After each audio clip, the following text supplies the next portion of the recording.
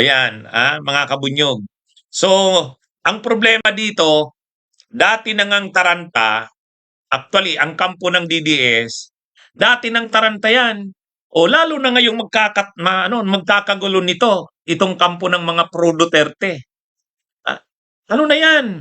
Kumbaga, tingnan nyo naman ang mga nangyayari. Si Sara Duterte na siyang pag-asa nila, akala nila talagang hindi na yan matatalo si Sara. Ano yun? Kahit si Panelo, diniklara na, destined daw eh. Kahit sila Rowena Guanzon, akala mo tumama na sa loto, na sigurado na si Sara magiging pangulo. Tingnan nyo ngayon ito. Sa survey, wala na, pabagsak na. Yung mga kalaban ni Sara hindi nagdideklara pero talo siya sa survey. Si Rapi Tulfo hindi naman nagdideklara, ayaw nga, pero 46-46 sila, tay, saka si Sara. Si Leni Robredo hindi naman nagdideklara, ayaw nga. Kung lamang na lang ni Sara, 8%. Wala pa niya ng impeachment. Ginawa yung survey February 27 to March 2. Wala pa tong mga issue na ito ng AMLAC, ng SALI ni Sara, wala pa. Kaya ngayon, mga kabunyog, yung ng mga DDS, taranta na sila. Actually, nag-iisip na sila, mukhang hindi talaga pwede si Sara. Sila Mike Defensor, nagtipon-tipon na, nagbuo ng koalisyon. Si Baste, ang tinuturik nila. Yun, may mga plan B na sila. Actually ngayon, maugong rin yung usap-usapan. Parang magre-resign si Sara bago mag-convene ang Senado bilang impeachment court. Di ba? Ano na yan Actually nga, may mga messages sa akin, attorney, i-discuss mo naman yan. Paano nga pala pag si Sara nag-resign? So, ibig sabihin, hindi pa nga lumalabas itong arrest warrant ni Bato, nagkakagulo na yung mga DDS eh. Nagkakagulo na. Tapos, kahit si Sara parang natataranta na. Siyempre, dinidinay niya na binato niya ng laptop si Puwa. Alam namang aminin niya. Ang babaw pa naman ng palusot ni Sara.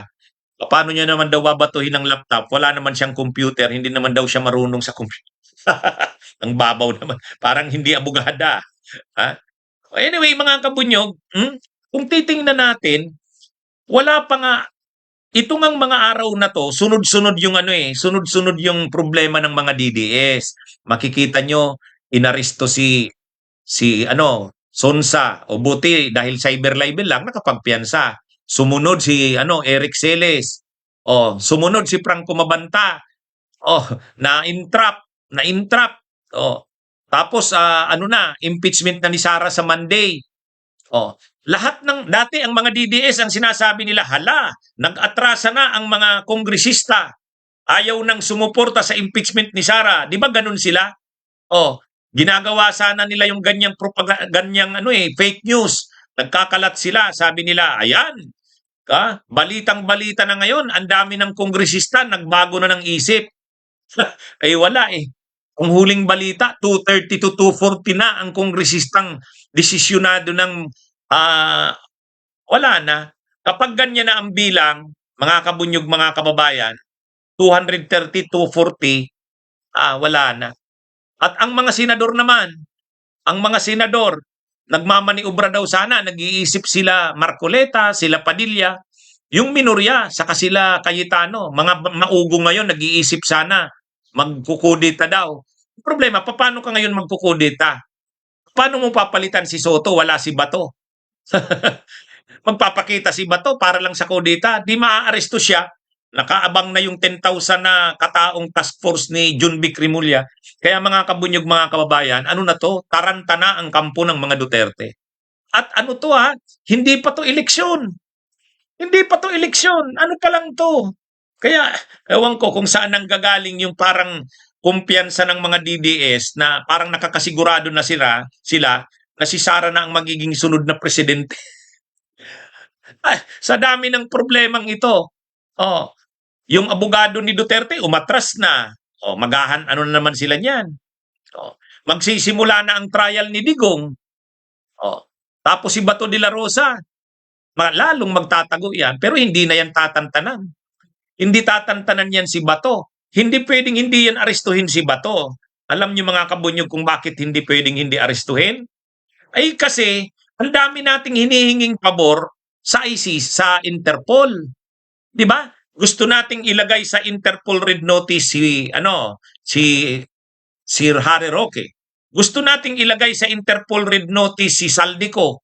Oh, kung ang dami nating hinihinging pabor sa Interpol, tapos ngayon ang Interpol nandito na sa Pilipinas daw eh. Nandito na.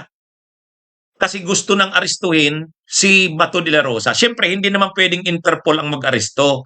Mga autoridad natin yan ang mag-aaresto. Kaya hindi talaga pwedeng hindi arestuhin si Bato. Kasi ang dami nating hinihingi na pabor sa Interpol. Hindi natin makukuha ang suporta ng Interpol para sa red notice kay Bato, ay kay Roque, para sa red notice kay Saldico, kung hindi natin aarestuhin din si Bato. Kaya ano ito mga kabunyog? Sunod-sunod na ito. Oh, yan yung totoo nito mga kabunyog. Kaya kung dati ng taranta ang mga DDS, ang kampo ng mga pro Duterte, lalo na ngayon, kaliwat kanan na talaga ang problema nila.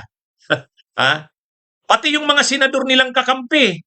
Nitong Mayo din, posibleng lumabas, kasuhan na rin si Villanueva. Pwedeng kasuhan na rin si Jinggoy at lumabas na rin ang arrest warrant nila. Grabe. Tapos ito pang si Marcoleta, iimbestigahan rin daw ni Senador Ping Lacson. Pwede raw pa imbestigahan si Marcoleta. Grabe, mga kabunyog. Ha? Wag nating sabihin planado na naman yan. Wag nating sabihin na ano na naman yan. Ha? Politika na naman yan. Hindi politika to. Talaga lang, wala eh. God works in mysterious ways talaga, di ba? Hindi tayo pinababayaan ng Diyos. Hindi tayo pinababayaan. Yan ang isang bagay na minsan pa'y napatunayan natin. Okay, mga kabunyog, mga kababayan, mabuhay po tayo. Talagang napakaganda ng mga balitang ito. Bunyog, bunyog, halikan na kasama ka. Bunyog, kapag buklod ay may pag-asa. Luzon, Visayas, Mindanao, isa ang pananaw. Sa bagong Pilipinas ang bunyog isisigaw. Bunyog.